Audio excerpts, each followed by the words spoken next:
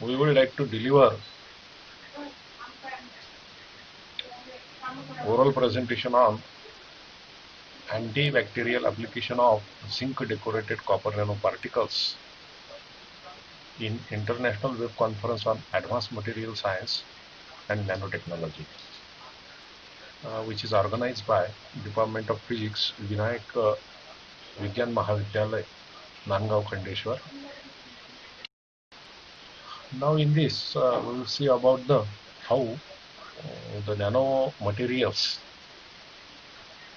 is applicable for the biological applications. Therefore, there is a need for novel antibacterial agents come from the relatively high rate of bacterial infection. This presentation we have choose in this COVID pandemic. For this, we use two nanoparticles of ZNO and copper nanoparticles. And in this, these zinc nanoparticles are decorated by this copper nanoparticle.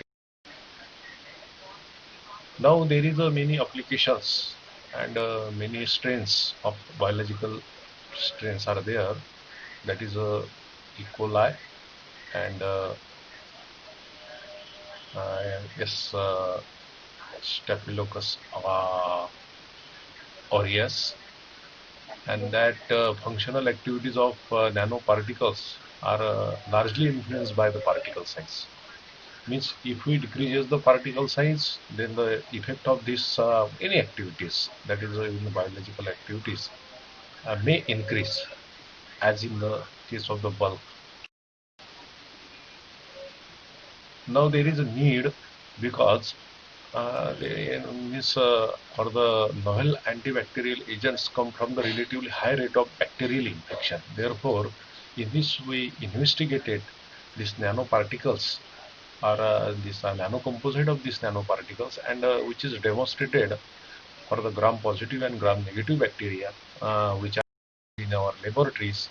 Therefore, there are the many applications, that is applications in case of the textile, in case of the polymer. Means if we embedded these nanoparticles in a polymer or some textile, then we have to get the some types of the some textiles are there that can be useful for the mask, and some polymer. Means we have to prepare the some that is a pots that are inherently in this way. We have to also another application, that is a cellulose paper is also there, one of the application for the nanoparticles, and therefore we have to choose these nanoparticles against these are the gram-positive bacteria. Now in this we have synthesized this zinc decorated copper nanoparticles, and they are separately nanoparticles. So we have prepared by very simple technique, that is the one-pot chemical synthesis method, and which is applied against gram-negative and gram-positive E. coli and SRS nanoparticles. Nanoparticles have unique properties, just like they can change due to the decrease in the dimensions to the atomic level, and therefore their properties at nanoscale is improved as compared to the bulk materials. ZNO is one of the materials that can be attract the attention because it is environmentally friendly and the biomaterials to use. Copper, all we are familiar with that the copper, and copper is also a biocompatible materials, and which is also a real materials. This is a research methodology, and in the research methodology we will see about the characterization of that materials, characterization of the materials by using this XRD analysis, UV visible, then scanning electron microscopy. Means all these are analysis we have to done here for the nanoparticle and nature of this. Then another thing, that the synthesis of the metal oxide nanoparticles. This is a very simple technique, that is a one-pot synthesis, we have to use here the nitrate forms of that materials. That is a zinc material, that is nitrate form, and we have to use here the hexamethylene tetraamine. And figure shows that the yes, that is a procedure how to synthesize. This is a detailed procedure how to synthesize the ZNO nanoparticles here. Here we have to use here the 1:1 mole ratio, and which is vacuum filtered and sintered at the 100 degrees centigrade. If we increase the temperature of sintering temperature, then the agglomeration may observe in particles. Similar to this, the copper nanoparticles we have to prepare here. But copper nanoparticles is shows the hygroscopic nature. Therefore, we have to vacuum filtered here at sintered at the 150 degrees centigrade.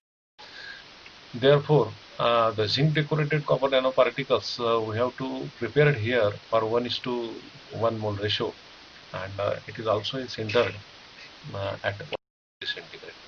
The materials is characterized through the scanning electron microscopy, and all these are the things that are miss. This is a X-ray diffractometer in our. This is the scanning electron microscopy. We have to use here. Then visible spectroscopy. Then Fourier infrared spectroscopy. Then photoluminescence PL spectrum. Then this nanoparticles is assessed for the E. coli and SRA bacterial activities. Now this is a bacterial strain we have to that can be procured from the postgraduate department of microbiology in our university, and antibacterial activity was evaluated by using the agar-Wade diffusion method. These are the incubation time and incubation temperature for this E. coli and SRA strains.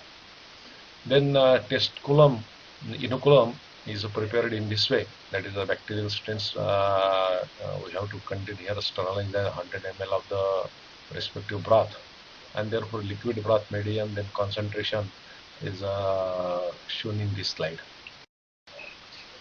Then growth media is prepared as a nutrient agar growth media.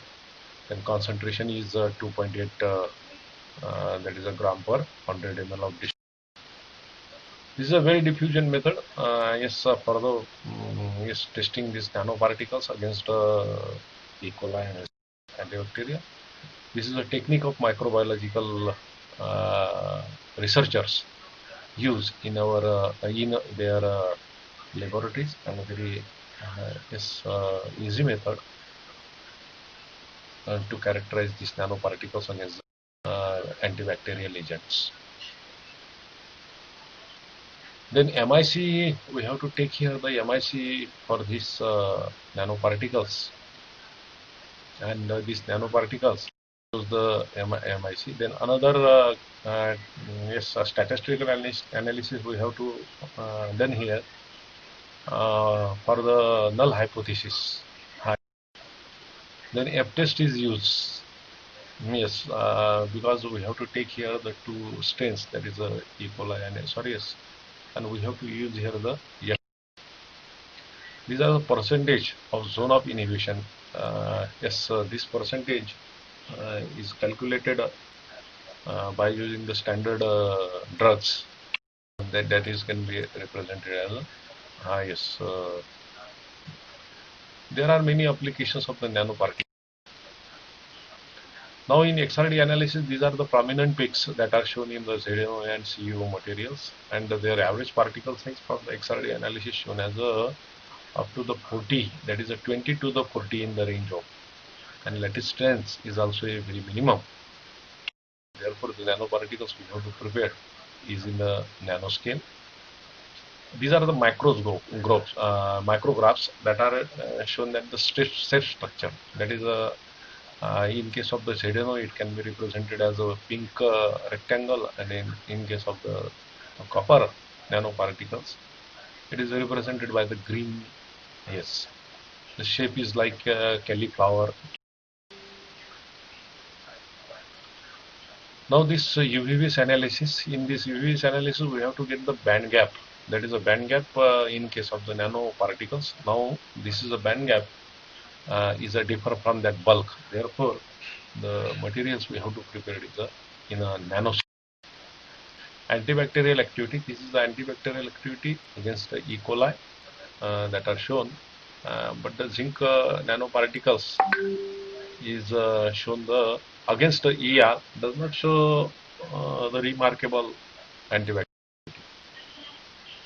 These are the zone of inhibitions. We have to take here that the different concentration of ZNO and different concentration of the copper nanoparticles, and as the concentration increases, the ZOI of the this concentration will increase.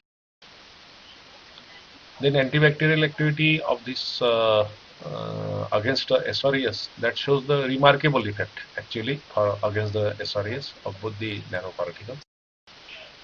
These are the MIC that's shown, which is ZOI is maximum as compared to the E. coli. This is for the ZOI for our zinc decorated copper nanoparticles that are shown in this figure. The statistical analysis we have to take here is a F test. The ZNO that shows the null hypothesis, that is also rejected, and therefore both the observations against the E. coli and SREs are different. This for the copper nanoparticles, these are also a different null hypothesis is rejected, and both the variances of the two pattern are unequal. Now, in case of this nanocomposite also, these are also there is a variance for the E. coli and ESR. Means both this. Now, this is a zone of inhibition for the standard drugs, that is ampicillin and another thing. We have to take here the amoxicillin. These are the antibiotics and distilled water that are shown in this slide. Then percentage of zone of inhibition is calculated by using this formula. This is a percentage of zone of inhibition for the zinc nanoparticles and copper nanoparticles, and it is obviously greater for nanoparticles. Now, lastly, we conclude that this is a very simple method how to prepare the zinc decorated copper nanocomposite, which is studied against the E. coli and SRES bacteria. This is one of the best application of the nanoparticles that are in case of the biophysics actually, and we have to take also some statistical analysis, that is, and characterization is that favors with that of the prepared material. Thank you very much.